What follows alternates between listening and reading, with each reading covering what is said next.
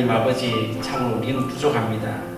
모든 말씀을 알고 있지만 그 말씀이 내 생활 가운데, 내 삶 가운데 살아 움직이지 못하고, 또 그로 통해서 때로는 갈등과 어려움 속에 혼란을 겪고 있습니다.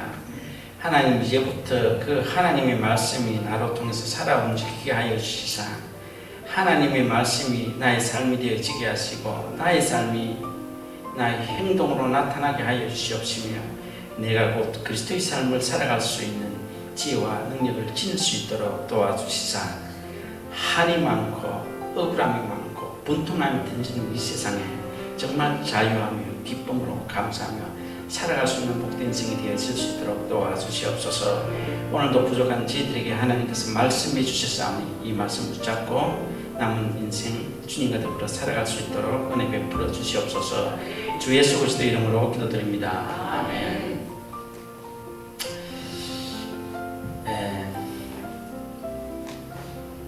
제가 60이 됐습니다. 나이를 자랑하려고 하는 것이 아니라 그동안 참 많은 어떤 계획들을 해보았고 또 여러 가지 일들을 해보았지만은 내 마음에 원하는 대로 되는 일은 없어요. 베드로가 풍랑을 만난 것처럼 내 인생은 늘 풍랑 가운데 있다는 그런 생각을 가지고 옵니다. 참 답답해요.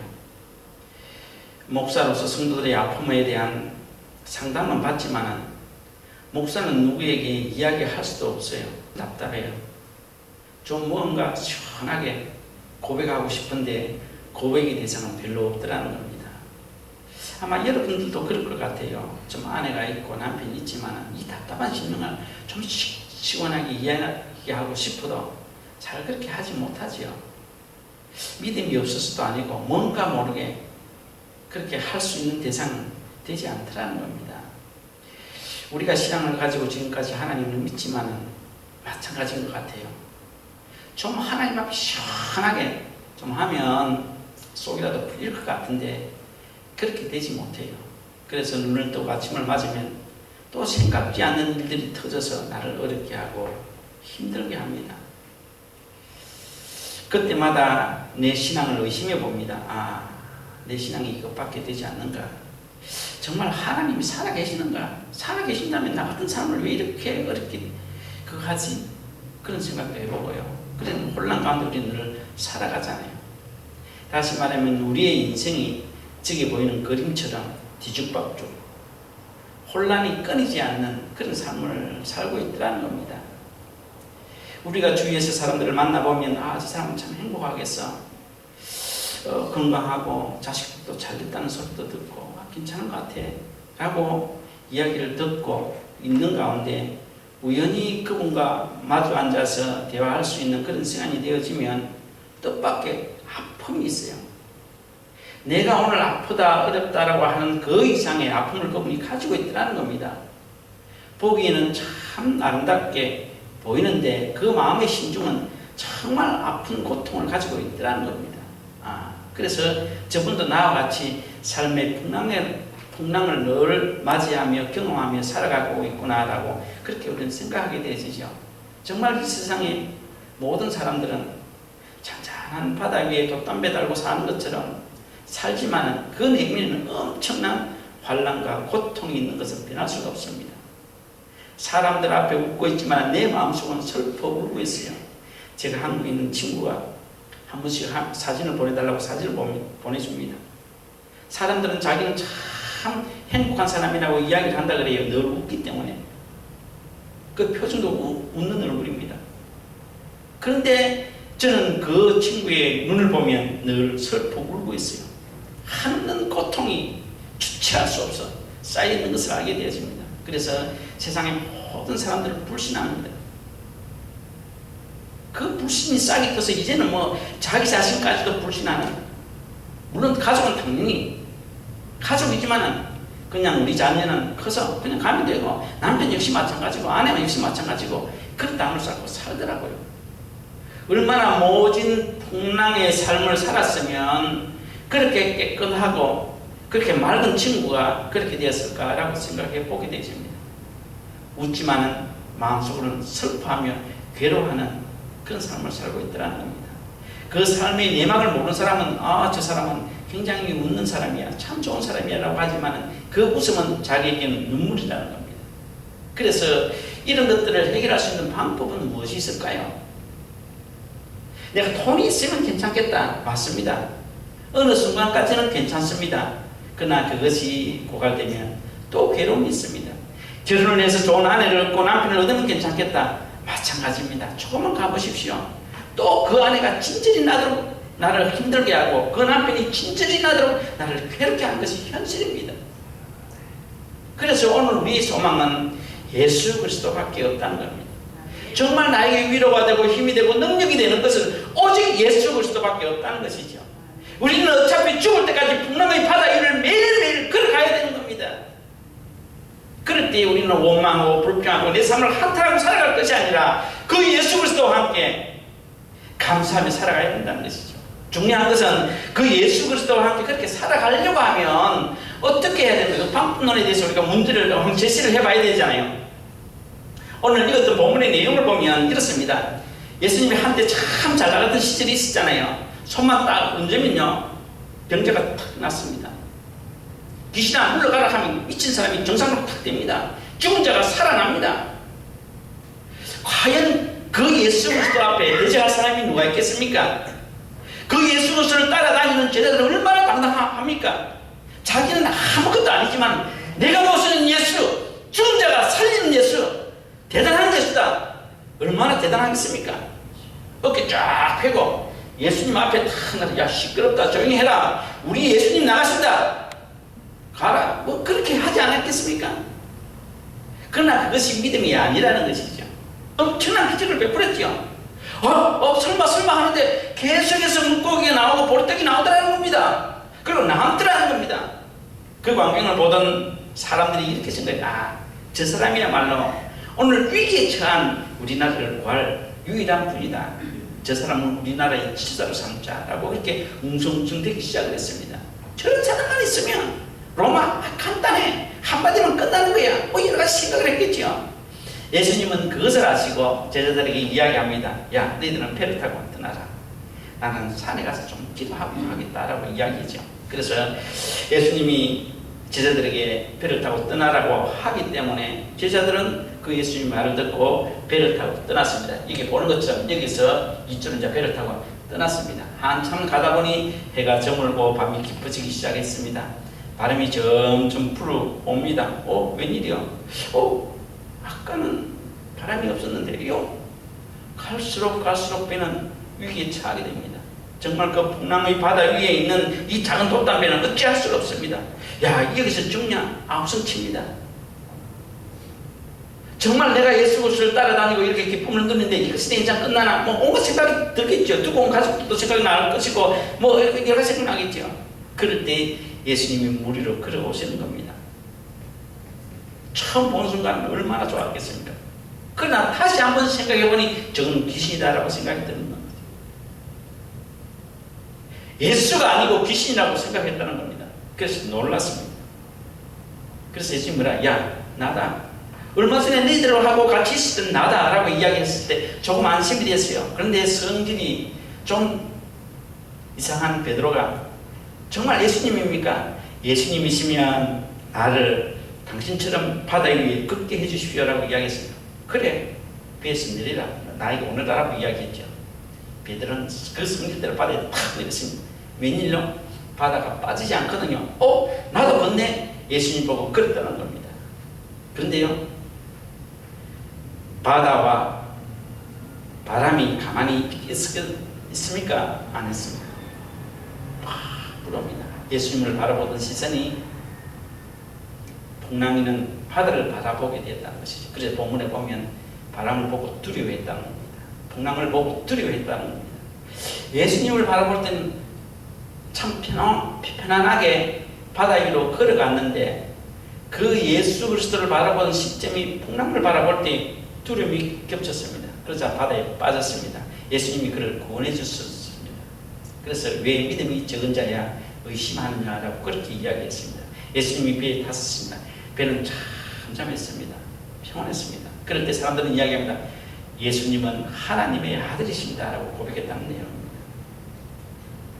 그런데 오늘 이 말씀을 통해서 제가 드리고자 하는 것은 마태복음 14장 24절에 보면 그들이 배를 타고 스스로 떠난 것이 아니라 하나님의 아들 예수 그리스도가 그들에게 배를 타고 떠나라라고 이야기하셨다는 것이죠.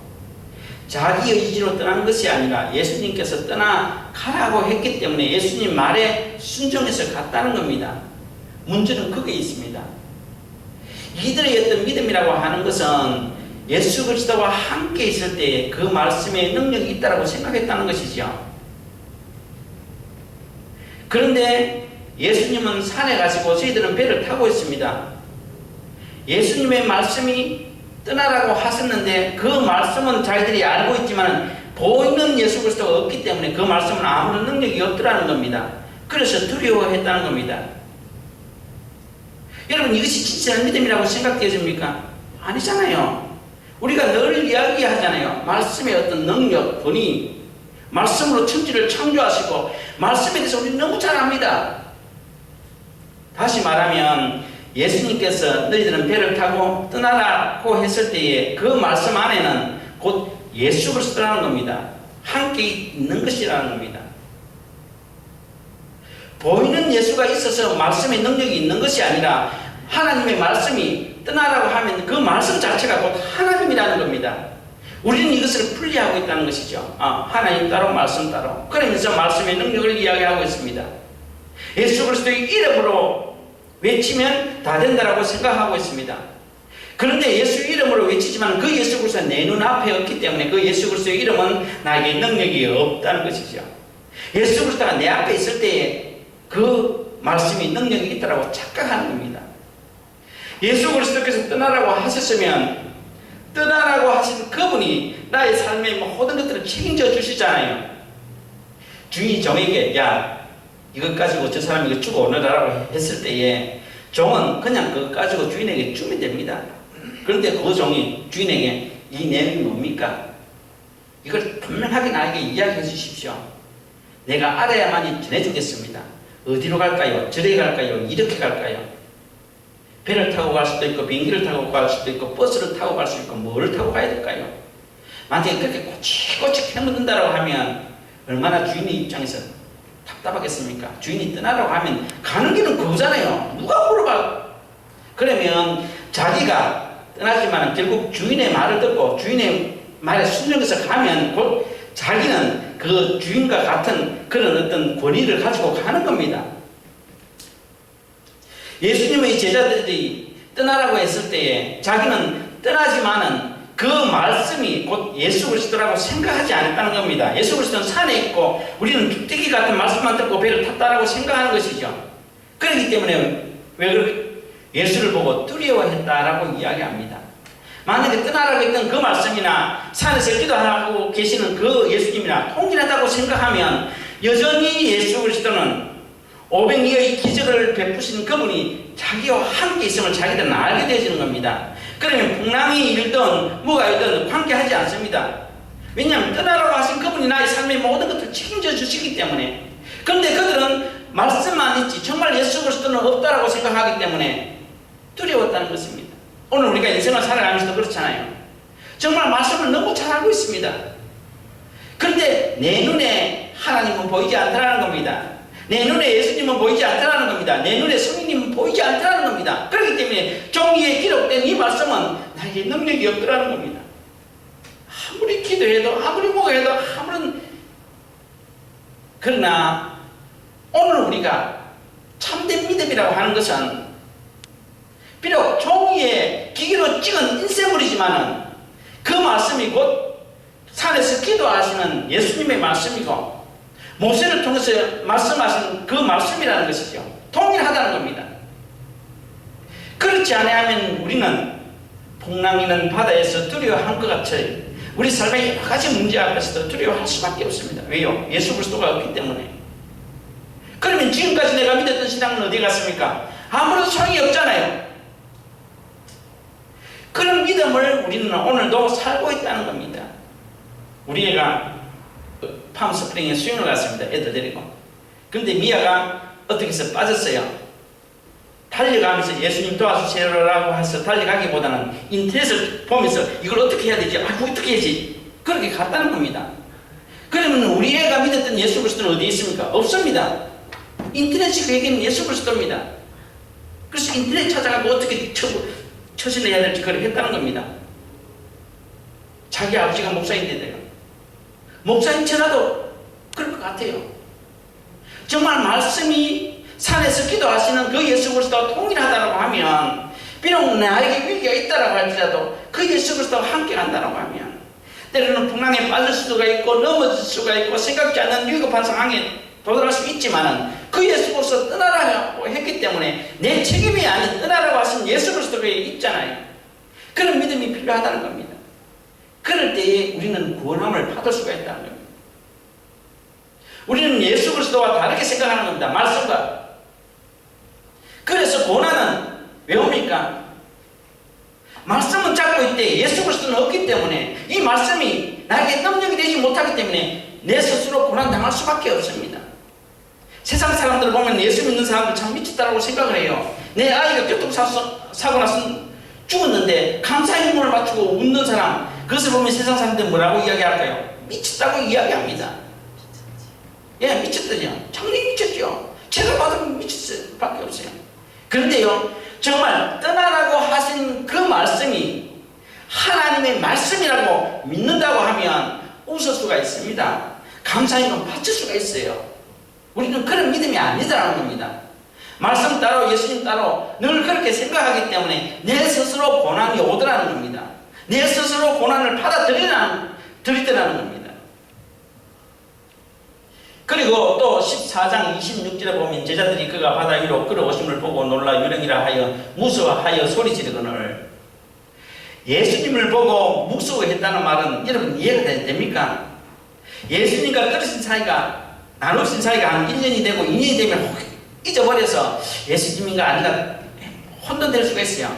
불과 몇 시간 차이밖에 안 됩니다. 그분과 같이 떡을 떼고 물고기를 나눈 그런 어떤 시간 차이는 별로 얼마 되지 않는다는 겁니다. 예수님을 잊어먹을래야 잊어먹을 수가 없다는 것이죠.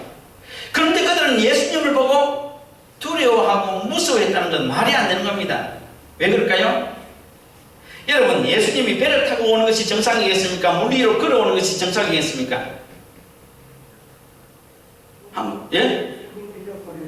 그건 우리가 성경을 알기 때문에 그렇고요. 물로 걸어오시나 배를 타고 오시나 예수님 하시고 싶은 대로 하시고. 아니야, 그건 맞아요. 맞는데 배 타고 오시는 예수를 그들이 봤다라고 하면 무서워서 두려워했겠습니까? 예수님이 큰 배를 끄집고 풍랑이는 바다 위에서 야 나다 두려워하지 말라라고 하면 야 할렐루야 하지 않겠습니까? 안 그렇겠어요? 다 이해가 되기 때문에. 그러나 바다 위로 걸어오시는 예수는 믿지 못하는 겁니다.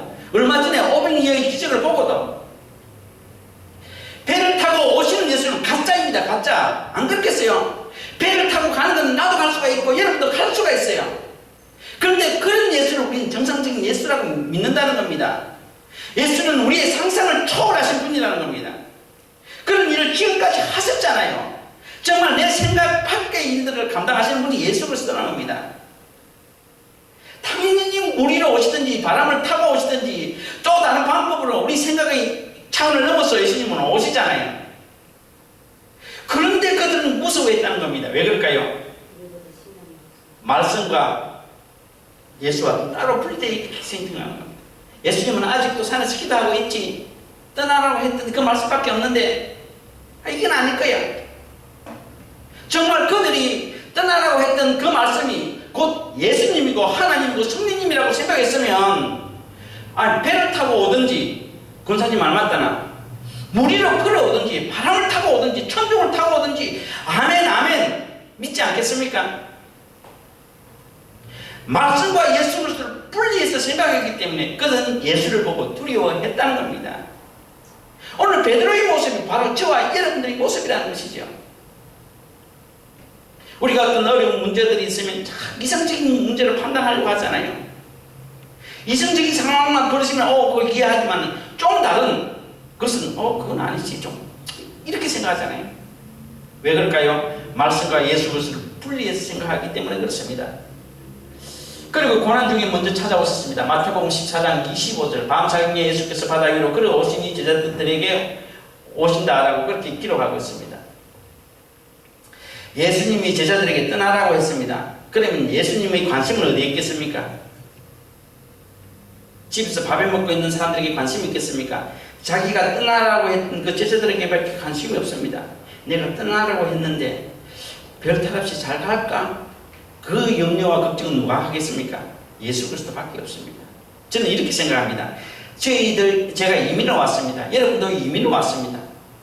어떤 사정은 다 관계없이 일단 왔습니다. 저는 이것을 예수님께서 떠나라고 하셨기 때문에 왔다라고 그렇게 믿고 있습니다. 말이 안 되는 소리인지 모르지만 그러면 일단 예수님께서 우리를 이민 땅에 내려놓으셨다라고 하면 우리의 삶의 모든 것들은 예수님께서 책임져 주신다는 것입니다. 예수님의 관심은 우리들에게 있더라는 겁니다. 왜? 자기가 가라고 했기 때문에.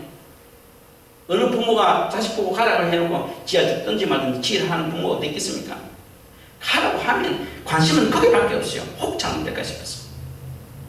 이들이 풍랑이는 바다에서 고통받을 때 예수님 도와주세요, 도와주세요. 우리 풍랑 때문에 죽겠어요. 그렇게 기도했겠습니까? 한마디도 없습니다. 아이고 죽겠다, 아이고 죽겠다. 이 끝이네. 예수님을 단 한 번도 부르지 않았습니다. 오병이의 기적을 베푸신 예수님을 생각하지도 않았습니다. 왜? 위급한 상황 때문에. 근데 예수님은 먼저 찾아오셨습니다. 왜요? 자신들보다도 예수님은 더 잘 아시는 거죠. 떠나라고 하시면서 예수님의 모든 관심은 제자들에게 있습니다. 이들이 어떻게 되냐 안 되냐. 그래서 예수님이 먼저 찾아오셨습니다. 오늘 우리가 이 땅을 이렇게 살아가면서 때로는 여러 가지 풍랑이는 어떤 상 가운데 있다고 할지라도 예수님의 관심은 오늘 우리들에게 있다는 겁니다. 그것을 놓쳐버리면 위기 앞에 나는 아이고 죽겠네, 아이고 죽겠네. 기도가 어디 있어, 기도가 어디 있어. 지금 내가 죽겠는데 좀 안정되고 기도하지. 돈 벌고 교회 나오지. 그렇게 생각한다는 겁니다. 그러나 오늘 기록된 말씀이 떠나라고 하신 말씀이 정말 그것이 하나님의 말씀이고 조금 전에 기적과 이적을 베푸신 예수 그리스도라고 믿는다라고 하면 그 말씀이 살아서 나를 회복시키고 나에게 힘이 되고 능력이 되는 그런 말씀이라는 겁니다. 오늘 이 땅에 사는 많은 그리스도인들이 말씀과 예수 그리스도를 분리해서 생각하기 때문에 그렇습니다. 교회 가면 좀 그런 것 같아요. 목사님이 이야기하면 말씀이 뭐 어떻고 되는 것 같아요. 그러나 그 말씀이 진작 내 삶에 힘과 능력이 되지 못한 것은 그 말씀만 내게 붙잡고 있기 때문에 그렇습니다. 그 말씀이 곧 예수 그리스도라고 생각하지 않는다는 사실입니다. 그래서 지금 오늘 우리들에게 있어서 중요한 것은 우리를 떠나라고 하셨으면 오늘 그리스도교회에 나가라고 하셨으면 이것은 곧 하나님께서 나를 가라고 하셨다. 떠나라고 하셨다. 그럼 이 교회가 어떻게 되든 또 이 교회에 다니면서 내 상황이 어떻게 되든 떠나라고 하신, 하라고 하신 하나님께서 책임져 주실 것이다라고 했답니다. 목사님 제게 가장 그것이 필요한 겁니다. 또한 여러분들께도 그것이 필요합니다. 인생이 그렇잖아요. 그래 빠져주면 끝나는 것이 그 믿음이잖아요. 아나니아와 삽비라가 어떻습니까? 풀무불에 가면 자기는 살 것이라고 생각했습니까? 전혀 생각하지 못했습니다. 내 믿음 지키다가 풀무불에 빠져서 타서 죽으면 나는 깨끗이 죽겠다. 자기 목숨을 이미 버렸습니다. 이미 십자가에 못 박았습니다. 그럴 때 그 풀무불이 그를 태우던가요? 옷깃 하나 태우지는 못했습니다. 자기를 던질 때 하나님께서 그를 구원해 주시는 겁니다. 오늘 우리가 말씀 가운데 던질 때 그 말씀이 나를 구원해 주신다는 것이죠. 그래서 예수 그리스도께서 고난 중에 있는 그들에게 전화도 안 했는데 제일 먼저 찾아와주셔서 그들의 아픔을 보시고 고통나시고 구원해 주신다는 겁니다. 그래서 뭐라고 이야기합니까? 즉시 이르시되 안심하라 나니 두려워하지 말라라고 이야기합니다. 그럴 때 이 말을 듣고 그들은 어떻게 했습니까? 안심했다라고 이야기합니다. 왜 그럴까요? 떠나라고 하신 말씀과 예수 그리스도 하나가 되었거든요. 산에 있던 그 예수 그리스도가 말씀 가운데 왔거든요. 그럴 때 아하 예수님이시지 그때 알았다는 겁니다. 세상 말로 고통당할 거 다 당하고 괴로움당할 거 다 당하고 인생의 마지막에 아하 그분이 아들이시고 나를 구원하셨구나라고 하면 무슨 소용이 있겠습니까? 오늘 예수 그리스도가 우리를 구원해 주신 것은 그러한 고통 당하기 전에, 그런 어려움 당하기 전에 그 말씀 붙잡고 살아가는 것 아닙니까? 고난 당하고 다 당하고 인생의 막장을 다 끝내다가 마지막에 말씀과 그 예수 그리스도가 만났을 때 아하, 그때는 이미 늦었다는 것이죠. 물론 그것도 못한 사람이 있지만, 그래서 오늘 하나님께서 저와 여러분들에게 주신 말씀이 있다고 하면, 오늘 하나님은 보이지 않다고 할지라도, 예수님은 보이지 않다고 할지라도, 성령님이 내 속에 있는 것을 내가 경험하지 못했다고 할지라도 그 말씀과 오늘 나에게 주신 말씀과 통일하다는 것을 잊어먹으면 안 된다는 겁니다. 그러면 강도를 보고 무서워하는 것이 아니라 예수를 보고 무서워하는 사람이 된다는 겁니다. 얼마나 어리석습니까? 지금까지 예수 그리스도를 따라다니 놓고 정말 내 인생에 필요하고 위기 때 예수 그리스도가 딱 나타날 때 어머 귀신이 같다라고 생각하면 그거 어떻게 된 겁니까? 정말 예수 그리스도는 그때 필요하잖아요. 정말 내 인생의 위기 때, 내 인생의 막장에, 그때 예수님 찾아오실 때 할렐루야 아멘 이라고 해야 되는잖아요. 그런데 제자들은 그때 보고 귀신이라고 했다는 겁니다. 우리가 그런 신앙은 가지면 안 되잖아요. 그래서 오늘 말씀은 예수 그리스도와 행복한 동행이라고 하면, 오늘 기록된 이 말씀이 여전히 502여의 기적을 베푸신 하나님이고 예수님이고 성령님이고, 지금도 산에서 기도하시는 하나님이고 성령님이고 예수님이고 생각한다고 하면, 우리 앞에 그 어떤 풍랑을 만난다고 할지라도, 그 어떤 위기가 있다고 할지라도 두렵지 않습니다. 옛날 어른들이 이야기하잖아요. 걱정하면 뭐하냐? 그렇다고 해결되느냐? 걱정하면 할수록 내 마음은 점점 힘들어요. 우리가 어차피 예수 믿는다고 하면 정말 기록된 말씀이 조금 전에 이적과 기적을 베푸신 여호와 하나님이시고 예수님이시고 성령님이라고 믿는다고 하면, 오늘 그 어떤 환경 가운데서도 우리의 믿음이 성령을 일으킬 것입니다. 그래서 예수를 믿고 예수님 보고 두려워하고 귀신이라고 생각하는 어리석은 신앙인이 아니라, 내 위기 때 그 예수 그리스도를 보고 정말 예수 멋쟁이, 정말 예수 참담, 이래서 예수 믿지 라고 하는 그런 감탄이 연발되는 믿음을 가지시기 바랍니다.